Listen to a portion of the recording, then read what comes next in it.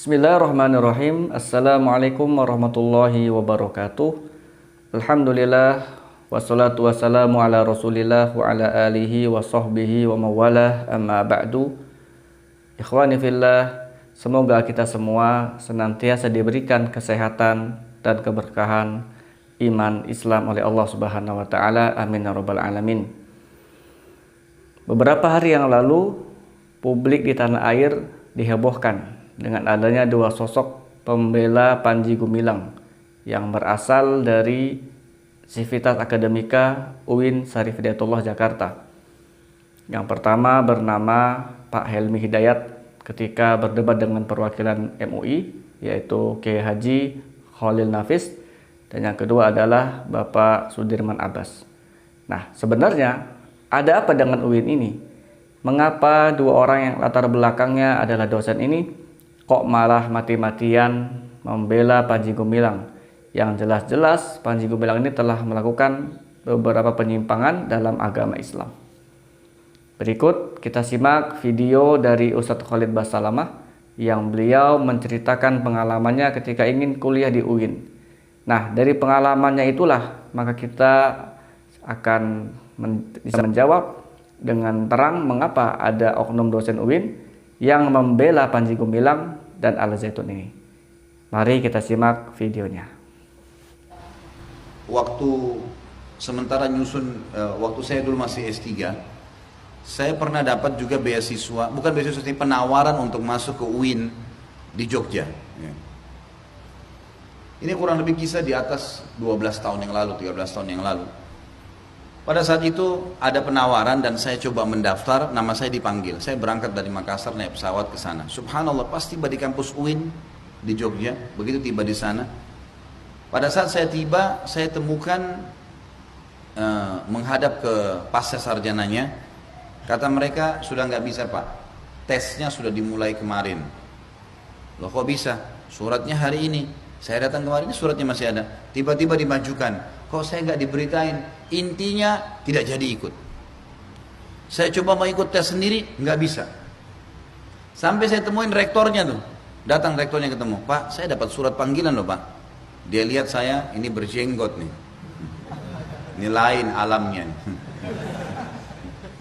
Yang diperhatikan wajah saya serius, dilihat jenggotnya. Kemudian dia bilang, kayaknya Anda memang nggak cocok kuliah di sini. Pada intinya kecewa ya pada saat itu karena tidak sesuai dengan jadwal yang telah ditentukan oleh pihak kampus. Baiklah, saya sudah paham isyaratnya. Mungkin memang karena teman-teman di UIN ini sekarang banyak didominasi oleh liberal, gitu kan? Ini pasti pembantah liberal nih. Jenggot itu dianggap pembantah liberal. Baiklah, liberal karena menganggap lintas agama bisa, nikah lintas agama bisa, kemudian semua agama sama, orang berbuat kebaikan semua bisa masuk surga. Ini luar biasa nih. Ya. Sampai-sampai rektornya sendiri mengatakan di UIN itu Anda memang tidak cocok untuk kuliah di sini ya. Subhanallah.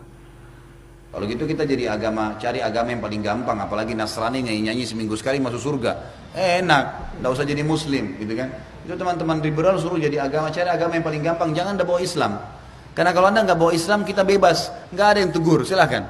Ya, lakum dinukum waliyadin. Tapi kalau bawa Islam pastilah ditegur, nggak mungkin. Baiklah. Saya telepon salah satu teman saya ingat di Jogja, tamatan Madinah, sama-sama saya satu kelas dulu. Beliau sekarang dosen di UGM, dan Masya Allah kalau saya tidak salah sekarang juga sudah menyelesaikan S3. Pada saat itu saya telepon, kemudian beliau bilang, oh antum di mana? Oh ya lagi di Jogja. Ah langsung, baik saya jemput ya. Baik ketemulah. Dibonceng pakai motor, terus di motor itu dia tanya, tujuan antum datang ke sini apa? Saya ceritain, saya dapat panggilan untuk sekolah S3, mau lanjutin di sini. Terus gimana? Ada ceritanya unik akhi, nggak jadi saya diterima. Katanya tesnya dimajukan 1 hari, padahal suratnya hari ini. Saya sudah coba korbanin, datang on time tapi nggak bisa. Terus tiba-tiba dia bilang kalimat ini, teman kebetulan lahir di Jogja, orang asli Jogja. Dia bilang sama saya, alhamdulillah antum nggak jadi masuk. Kenapa? Ini kampus UIN di Jogja nih. Ini UIN yang paling terparah di Indonesia. Pemahaman liberalnya luar biasa. Sampai pada tingkat kalau ada anak-anak mahasiswa yang sholat, ya, anak muslim sholat, dia olok-olok sama temannya. Kamu masih sholat ya? Kesian. Kalau mereka mau belajar agama Nasrani, datangkan pastor atau pendeta, belajar di halaman UIN tuh. Dianggap kita harus belajar dari sumbernya langsung. Subhanallah. Ya. Anda tidak butuh baca Injil, nggak butuh belajar dari pendeta. Ya, dengan tanpa bermaksud untuk merendahkan, namun inilah ya yang dinyatakan oleh Ustadz Khalid bahwasannya faktanya ya kampus UIN di Jogja itu adalah kampus yang paling parah tingkat liberalnya ya, pemikiran liberalnya. Nah, belajar dari ustadz dan kiai aja belum habis-habis ilmunya. Baca Quran aja kita masih banyak belum difaham, terus mau baca Injil dari mana? Tapi itu yang terjadi. Nah, ikhwani fillah, berdasarkan pengalaman Ustadz Khalid inilah kita bisa mengambil kesimpulan bahwa di UIN itu memang ada oknum-oknum dosen yang pemikirannya terpapar dengan paham liberal. Apa itu paham liberal? Paham liberal ini adalah suatu paham yang berasal dari istilah asing, liberalisme, yang dalam bahasa Latin disebut libertas dan dalam bahasa Inggris disebut liberty, yang artinya adalah kebebasan. Sehingga paham liberalisme adalah menghendaki kebebasan individu dalam bidang politik, ekonomi, ilmu pengetahuan, kemudian bahkan agama. Nah, termasuk kebebasan sebagai warga negara. Maka wajar saja jika orang yang memiliki pemahaman liberal ini, ia akan berani untuk menafsirkan Al-Quran dan berargumen dengannya mengenai syariat Islam dengan pemahamannya sendiri tanpa dibekali oleh standar keilmuan sebagai syarat untuk memahami Al-Quran dan Al-Hadis. Allah Subhanahu wa taala berfirman, "Wala taqfu ma laisa laka bihi ilmun, inna sama wal basara wal fuada kullu haulaika kana mas'ula."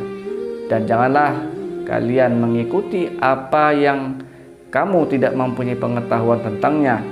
Sesungguhnya pendengaran, penglihatan, dan hati semuanya akan dimintai pertanggungjawaban oleh Allah Subhanahu wa taala. Quran surah Al-Isra ayat 36. Dan Sayyidina Ibnu Abbas radhiyallahu anhuma beliau berkata bahwa baginda Rasulullah sallallahu alaihi wasallam bersabda, "Man qala fil Qur'an bi ghairi ilmin falyatabawa maq'adahu minan nar." Barang siapa yang berkata atau menafsirkan Al-Quran tanpa ilmu, maka bersiaplah atau siapkanlah tempat duduknya di neraka. Hadis riwayat At-Tirmizi. Beliau berkata hadis ini adalah hasan sahih. Juga dalam riwayat Imam Tirmizi yang lainnya bahwasannya baginda Rasulullah SAW sabda, "Man qala fil Qur'an bi ru'yihi fa asaba faqad akhta." Barang siapa yang berkata tentang Al-Quran atau menafsirkan Al-Quran sebatas dengan pengetahuan pemahamannya, lalu kebetulan ia benar, maka ia tetaplah salah. Yaitu ketika ia tidak membekali dirinya dengan ilmu-ilmu syariat seperti ilmu-ilmu alat, ilmu balaghah, ilmu usul tafsir, usul hadis, usul fikih, ilmu akidah yang betul dan lain-lain. Maka dari pemahaman Syekh Al-Zaitun itulah, maka karena bekal yang dimilikinya adalah kurang, sehingga memahami Al-Quran semaunya saja ya, banyak bertentangan dengan nas-nas dari para ulama. Nah, ikhwani fillah, mari kita pantau terus perkembangan kasus Al-Zaitun dan Panji Gumilang ini, agar oknum-oknum yang akan melakukan penyimpangan-penyimpangan dalam agama Islam atau melakukan penistaan terhadap agama tidak merasa aman. Jika umat Islam diam dalam kesesatan, maka Allah akan menurunkan murkanya. Semoga Allah Subhanahu wa taala menjaga kita dari hal-hal yang dapat menurunkan kemurkaannya kepada kita semua. Amin. Wallahu a'lam bishawab. Wallahul muwaffiq ila aqwamit thoriq. Wassalamualaikum warahmatullahi wabarakatuh.